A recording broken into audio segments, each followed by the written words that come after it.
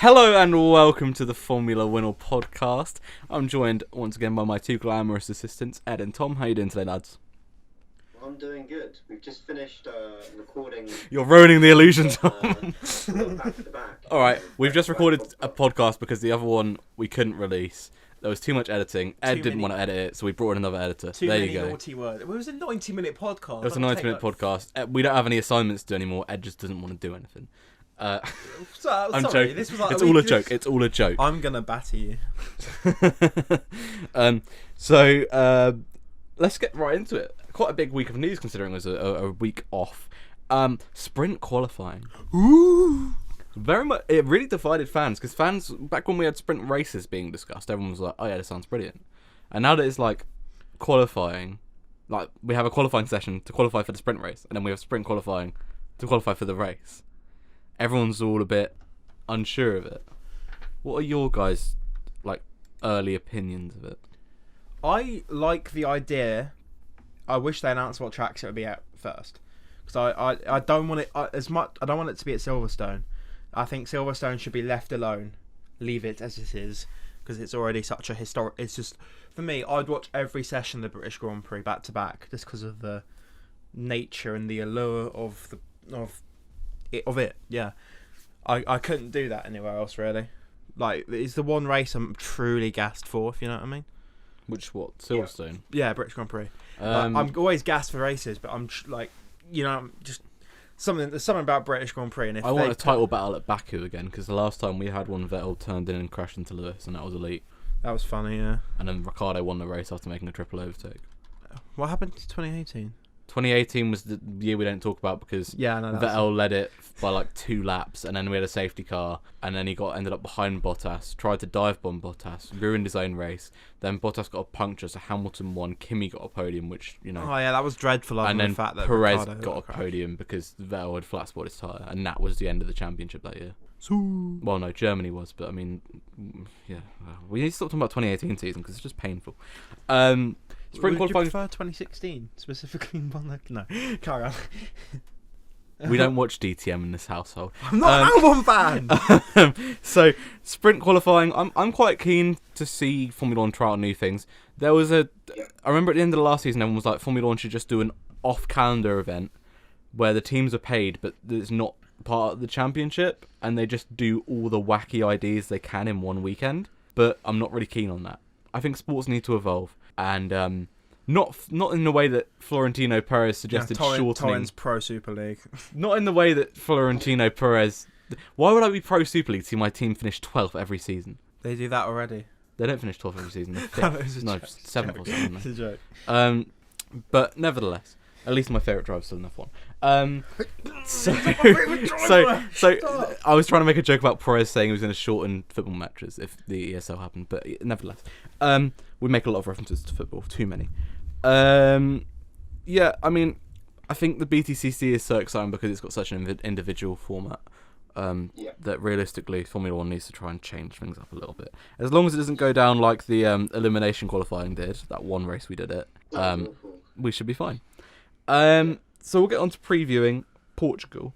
The first question really is, should it be a mainstay in the calendar? Yes. I think Imola should be. I missed Portugal. So fun fact about Portugal last year, I usually worked Saturdays.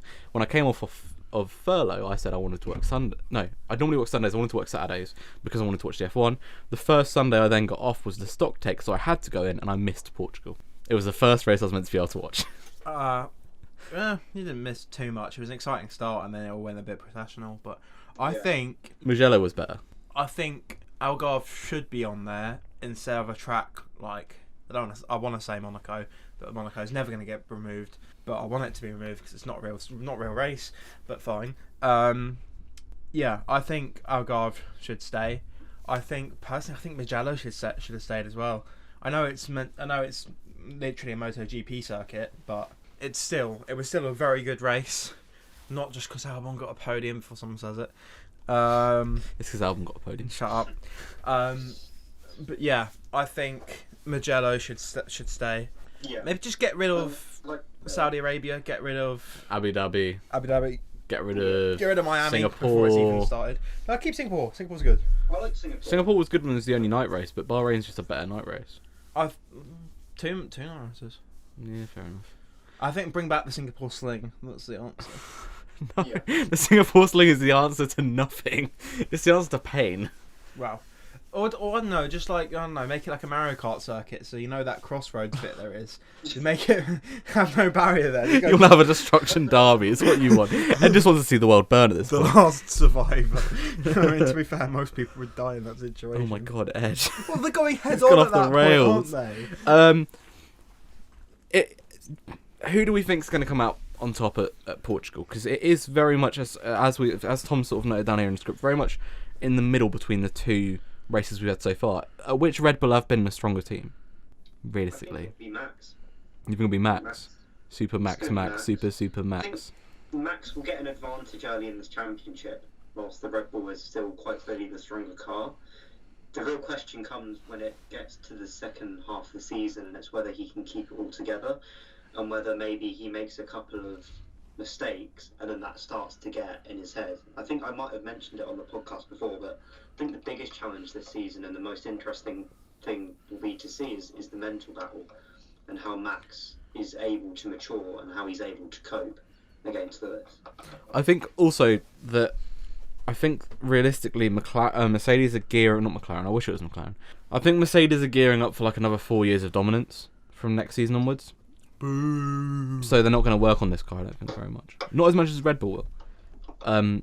So this realistically is probably Red Bull's last chance to sort of win a championship.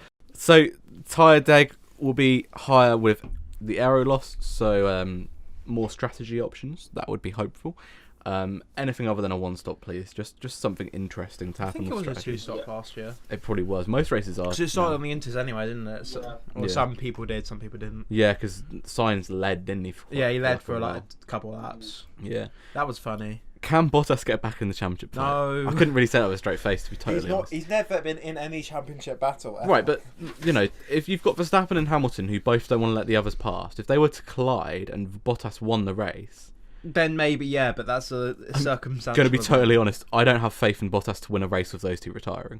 I don't have I'd have more. I would faith in I would Bottas hedge to- my bets on it being Perez or Norris. I don't have faith in Bottas to cook a slice of toast properly. Yeah, but toast is subjective. Oh, okay. It'll make it. It's all subjective. It'll make it into like dust, I don't know. Cremate his toast. He's gonna Thanos his toast. Destiny still arrives. Will Alpine and Aston be stronger? Vettel came out and did like a preview interview in which he said he thinks that Aston Martin can learn their car a lot at Portugal because of the track it is. I hope so, because I just want to see Vettel succeed. I'm just tired of the excuses from Aston Martin. Really, It is odd. It is. They were meant to be winning the title this year. That was Yeah. what everyone was cracking it up, and now look where they are. Same places where Ferrari were last year. Really. Like, I know there has been the regulation change. It doesn't suit the low rate cars, but I don't know even where the then, rakes I come expected from. them to be able to fight with like Huh? Ferrari or McLaren, which they haven't really been able to do. Like, I don't know where all this rake debates come from. No one's ever spoke about Yeah, it so before, so ever. rake has only really been a discussed feature in Formula One for about 2 seasons, and Yeah, even then, like- even then in 2020 it only became a big thing because it became more noticeable. It's like all of a sudden, it's like, oh, high rake, low rake. It's like, Well, it's less so that they changed. It's less so the rake and more so the floor. yeah, because you got to design the floor around the rake. Your floor's you want. designed around your rake, so the floor being gotten rid of is not designed to slow down. Because Mercedes were dominating last season, but if we think about how far ahead Mercedes were, they weren't so far ahead that Aston Martin have been hindered. Mercedes have also been hindered, like, Yeah. Oh yeah. but they have Hence why Red worked Bull's won the around race. it. Aston Martin just couldn't be bothered because they thought, oh well, if we protest it enough, they'll go our way. But they're not going to change the regulations because some rich man's going to go in and wave a couple of fivers around. Daddy Stroll will say he's Especially very at the angry. end of the season as well. Yeah. I am very angry. I am very angry. I don't think Alpine can bounce back this season. I think Ricciardo's kind of done like a masterful strategic move in escaping that before it became what it is Burning now. wreck of. Yeah.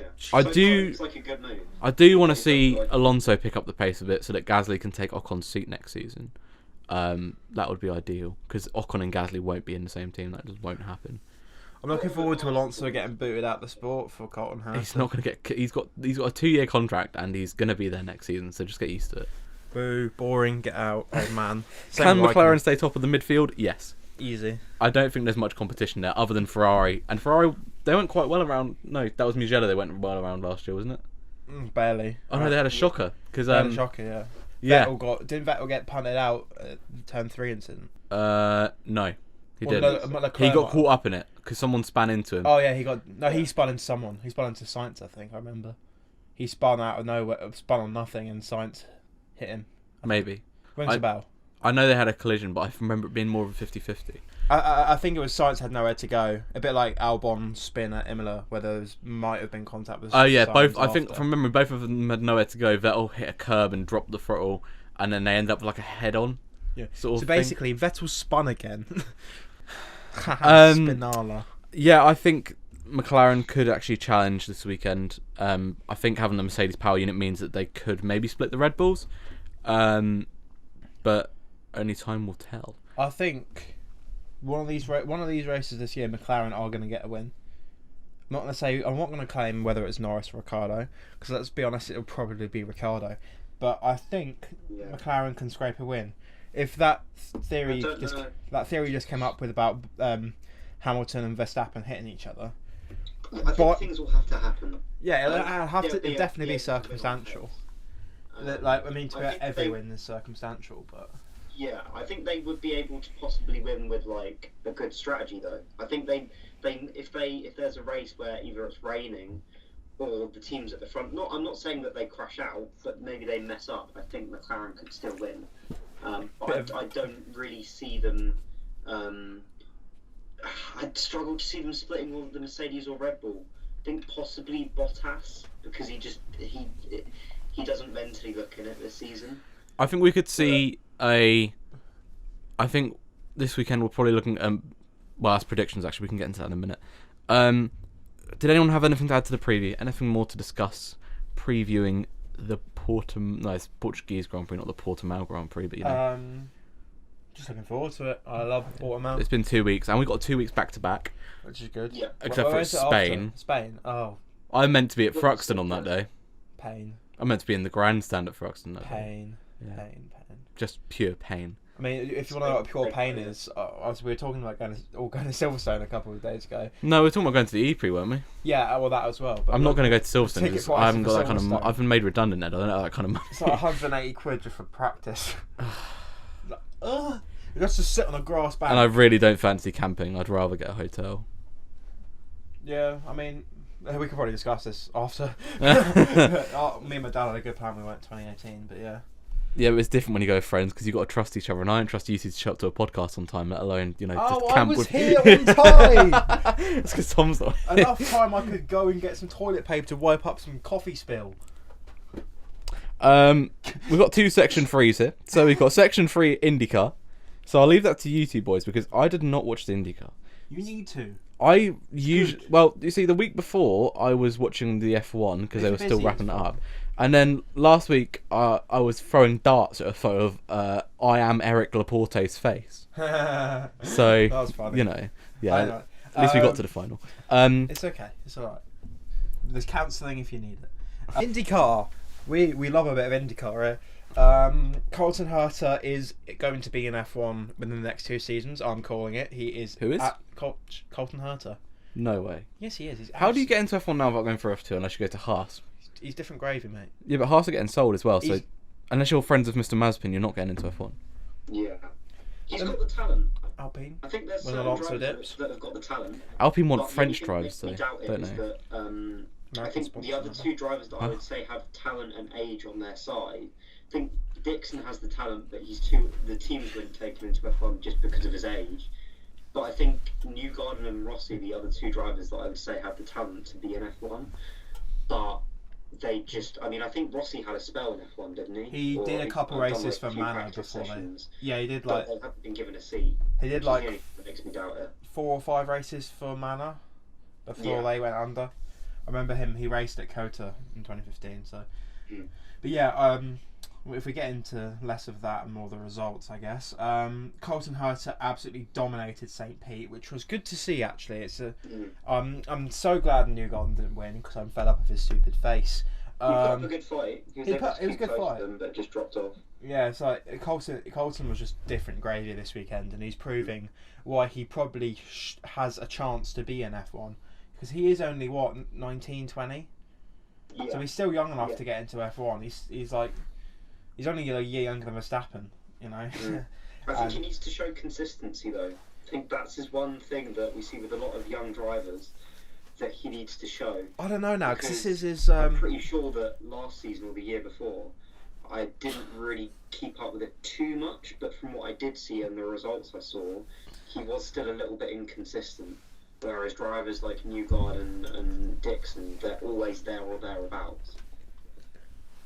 Yeah, I don't know. Colton Herta, he didn't have the best of seasons last year, but I guess that can be put down to second year slump. It can be put down to the fact he last year he wasn't in a good team. He was in like a team partnership with Andretti, but it wasn't Andretti. But this year he's in an Andretti car because he's booted out the dead weight of Zach Veach. So I think he is going to be one of the front runners for the title this year. If he wins the championship this year or gets the Indy 500 win, he's got to be in F1 soon. Like, there's got to be a team for him somewhere. If you think about the backlash if Bottas leaves, because then everyone will get promoted. I don't see Bottas getting another F1 seat if Mercedes kick him out. I think De Vries gets that Williams seat, you know, if he wants. I think De Vries' boat has sailed. I think he does. He's an F2 champion and he's doing bits in. He was F2 champion, wasn't he? Ahead of Latifi. He's doing bits, but the second you commit to Formula E over Formula 1 and then don't get the Albon clause, you know, it's like. We saw what happened with Albon and how that was a mistake. I think that. I mean, Albon never got a race in Formula E, but I still think. I think he would have been brilliant in Formula E. I'd love to see him go back. Yeah. I think that boat has sailed for De Vries. I think he made his choice. I think the way that I see things happening is that I agree with you, Ben, in the fact that I think because of the cracks that Bottas has shown, I think if he gets booted out that Mercedes seat, he will be out of F1. I think possibly in a slightly different scenario or point in time, there may be the space for him to have a seat. But I think there's going to be a lot of available seats in F1 in the next few years. I think obviously Raikkonen's going to be retiring. I think that seat's ILOTS. I think Giovinazzi hasn't quite got the funding or talent to stay in F1 for too much longer. In my opinion. Is he a paid driver? I thought. So Giovinazzi isn't a paid driver. And then for Williams, if Russell gets that step up, I think possibly De Vries will get that. And then after that, obviously, you know, you're going to have Alonso retiring, aren't you? And then Ocon is kind of a bit of a, don't know what's going to happen there. So there could be a lot of seats there to be able to be taken by not only, you know, drivers in F2, but possibly, you know, if Colton can win the title or win 500, as you say, he could realistically be in that running for a seat. Yeah, I think Giovinazzi isn't a paid driver. Giovinazzi is he is, because of course they have two different ones. They have the driver they have the decision to bring in, which is Sauber as a team have the full authority to do what they want, and they have the driver who is the Ferrari driver, which is Giovinazzi. I didn't know that Giovinazzi is actually like 4 years older than Verstappen. Yeah, he's old. So like, because he came in quite late. I think realistically for Alfa Romeo, the best way to go is to get rid of both drivers after this season. I think Gio might have done enough to stay though. Like last year, especially, he had those amazing starts, and he make up like 40 places on the first lap. It's all about the points at the end of the day, isn't it? And he's still got a decent haul of points. He got like 8 or 9. What I'm rather alluding to then is if these rumours about Mazepin buying out Haas are true, they're going to put Schwartzman in that second seat. Mick's going to go to Alfa Romeo, and then that's the Ferrari seat. I think, I don't know, as recently, I don't know if we covered this yet, but ILOT getting the that happened Alfa Romeo yesterday, rather. reserve. Yeah. the reserve role. I think the fact that he's now a reserve driver means he's probably the favourite to get in there. I think. Yeah, but they're not going to pick him over Schumacher. Why Why would Mazepin get rid of Schumacher? Schumacher hasn't really shown much to. He's the Formula 2 champion, and he's got a good name. Last year, but I think purely Schumi because of the name, because the merch sales that he'd bring in, because the sponsors he'd bring in, they possibly would choose him. It is kind of like the Gareth Bale situation. It is the surname. It is the name. Washed up drivers with names. Yeah, exactly. But yeah, I mean, we had it come out with Mourinho saying he didn't even want Bale, he wanted a centre back, but they brought in Bale because he sold jerseys. Well, that's not what he said, but that's what he's alluding to. Vertonghen. Huh? Well, Should have re-signed Vertonghen. I think that's the difference. I think Schumacher he needs a while to adapt to the car. We've seen it in all of his formulas. Yeah, because in Formula 3 when he beat, he's very good, and I don't know whether he's got championship potential, but I think he could be a really, really good driver in F1.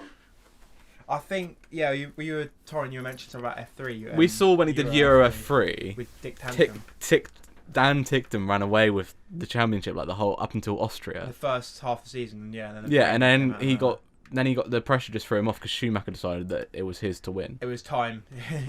It was shoot me time. It's hammer time. 2003 all over again. What were you sighing at that? Is that a bad comment? No, I did. Schumacher became good when he was bad. I didn't really understand it, to be honest.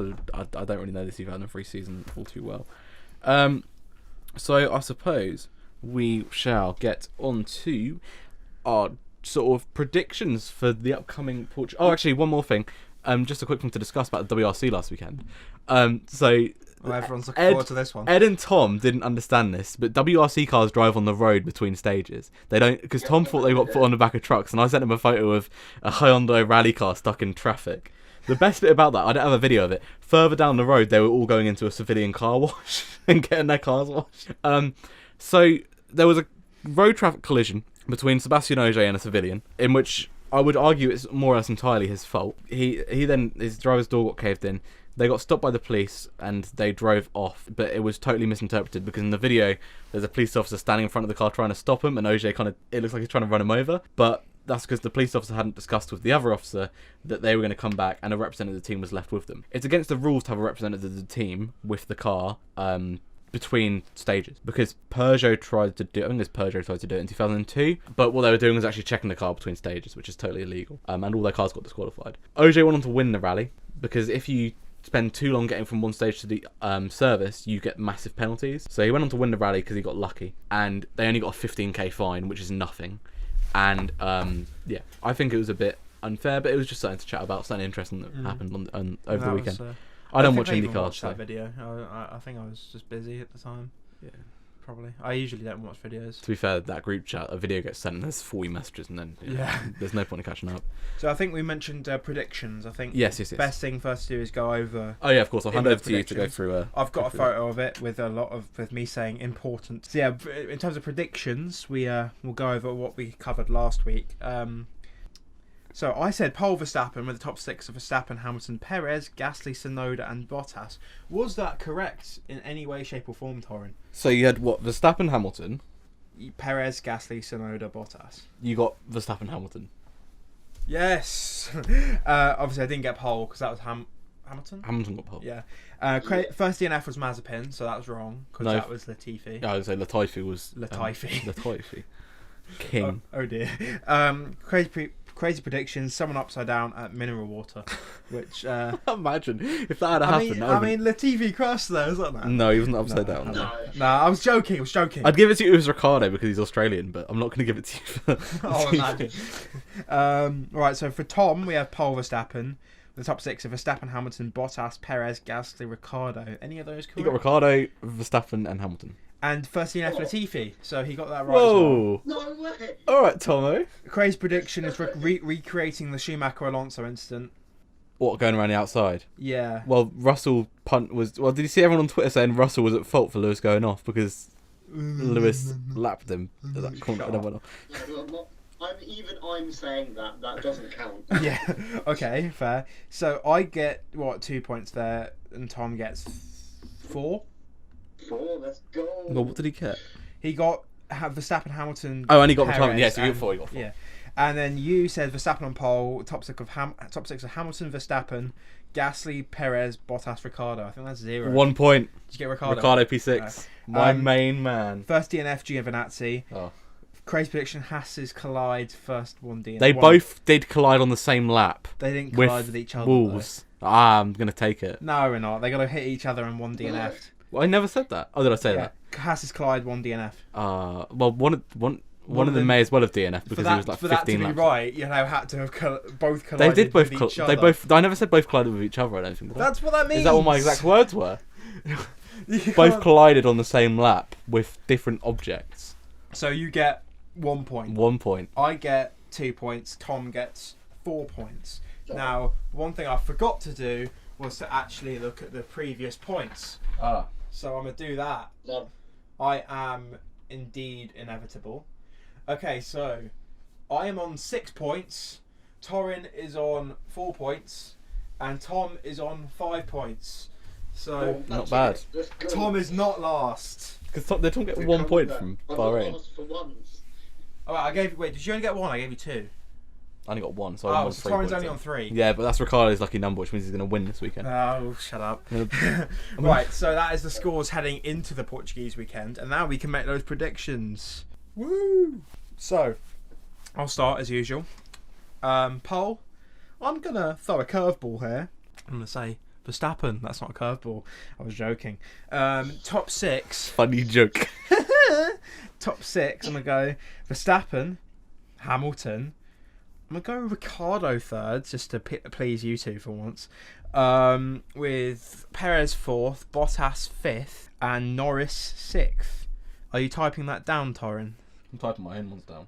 Okay, can you type mine down too, so we don't forget, please? Right, so you Thank had Pole Max. Pole Max, top 6, Max Hamilton, Yep.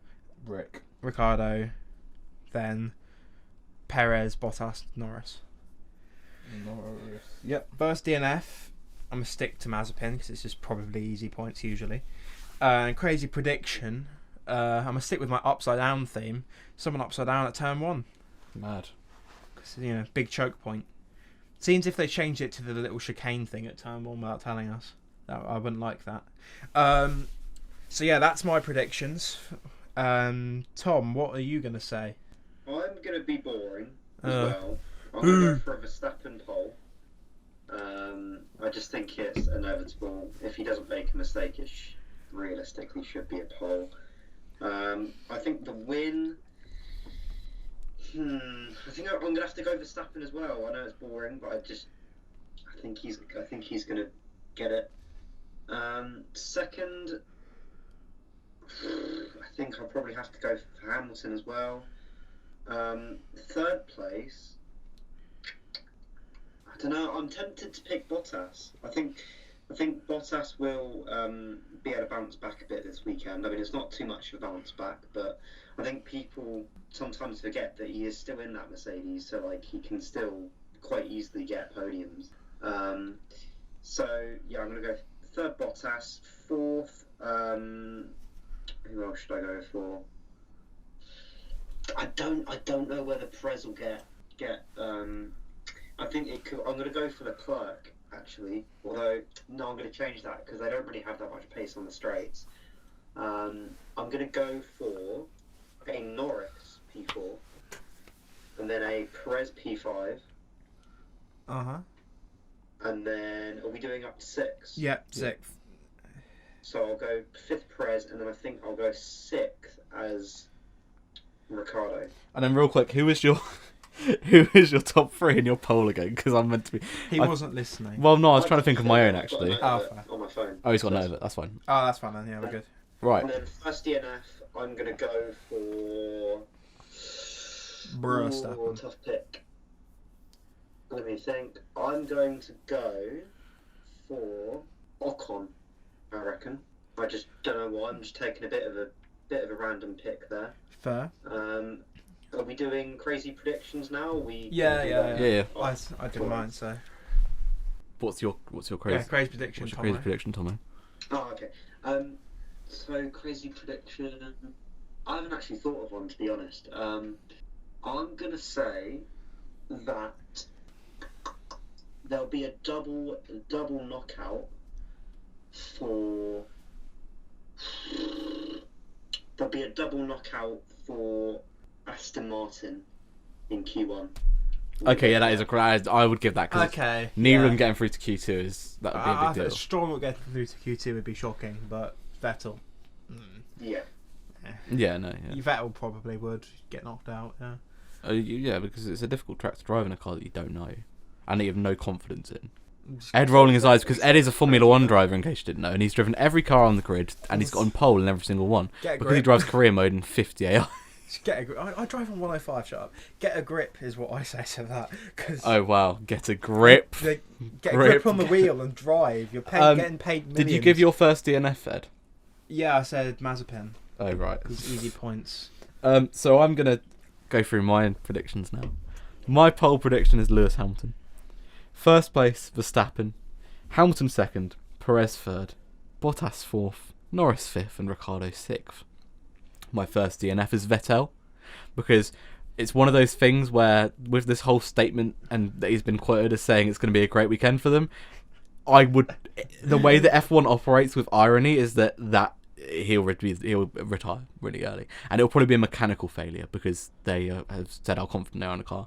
My crazy prediction is that Alfa Romeo will score a point. When you consider how crazy Imola had to be for them to do it, because Imola had to be crazy for them to do it. Raikkonen didn't get points. Yeah, but he did on the track. Did on track. But And he wouldn't have. I don't know. I think They're the second worst car on the grid. I think that's a fair prediction. A couple of seconds off getting points. I think we allow it just for the sheer fact that Torin is quite a way behind us. No offense. Yeah, because I'm awful. I think we allow it Alright, because okay, it's still fine. very unlikely to happen. Whether or not if it happens, then fair. Yeah. But it's still quite unlikely. I think we give it to him. Well, if we're considering that there's only 2 cars on the grid that you could argue are worse than them, and there's only 10 points playing positions. Yeah. If we're looking at it from an odds point of view. It'll probably be Gio if it's anyone. Oh yeah, of course it'll be Gio. I mean, Raikkonen nearly had it last week, but then he broke the rules. Did he not have his tyres on for the 5-minute mark or something? No, that was Vettel's penalty. Was that they didn't have the tyres on for the 5-minute warning because of the brakes. I think it was some sort of I think it was a red flag infringement. Oh yeah. It was like he overtook under red flag or something like that. Yeah. So that is that. Really. We have predicted, we have previewed, and we cannot wait because 2 weeks is really long. It's a really long time without races. Like the 3-week break was killer after one race. Like, to be fair, IndyCar saved me a bit. Like, I need to watch IndyCar. You need to. It's not like this weekend. I'll quickly mention IndyCar. This weekend, double header at Texas. Saturday night at midnight. I don't know when the Sunday one is. Probably about that then as well. Watch them. It's the Texas Oval. It will be a great race. Even if nothing happens, even if there's no overtaking, oval races are just different breed. Especially at night. Different gravy. Are they night races? It's a night race, yeah. Oh, an oval, yeah, I'm going to watch it. The midnight start, so that'd be 7 p.m. And we're recording the podcast on Monday morning.